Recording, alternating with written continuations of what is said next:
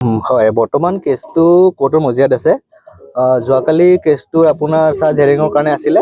তো যোৱাকালি অমৃত প্ৰভাৰ হৈ তেখেতৰ এডভকেটে বেইল পিটিশ্যন ফাইল কৰিছে আৰু সিদ্ধাৰ্থ শৰ্মা নিজাববীয়াকৈ এডভকেটৰ কাৰণে ৱকালতনামা ফাইল কৰিছে আৰু লগতে শ্যামকৰ্ণ মহন্তৰ হৈ যিজন এডভকেট আছে তেখেতেও ৱকালতনামা ফাইল কৰিছে।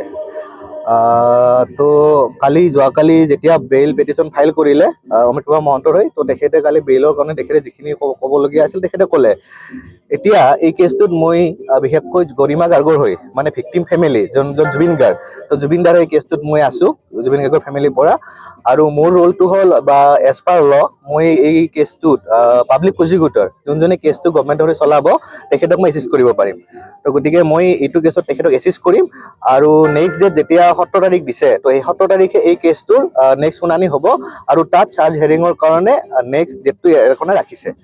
সকলোৱে আচলতে এতিয়াও অভিযোগ উত্থাপন বা সকলো কৈ আছে যে এইটো এটা পৰিকল্পিত হত্যাকাণ্ড, কিন্তু কোনো ধৰণৰ ন্যায়ালয়ৰ ক্ষেত্ৰতে মানে চূড়ান্ত সিদ্ধান্ত হোৱা নাই তেখেতক হত্যা কৰিছে নে বা কিবা হৈছে নে, কিন্তু কেনেধৰণে আগবাঢ়িব কাম কাজ?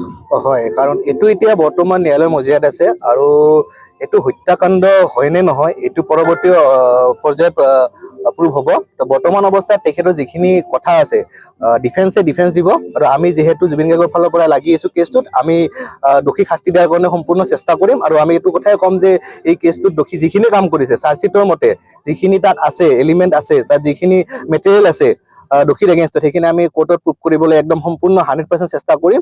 আৰু লগতে কি বুলি কয় এইখিনি কিমান দিনমান সময়ৰ প্ৰয়োজন হ'ব বা কেনেধৰণৰ হ'ব?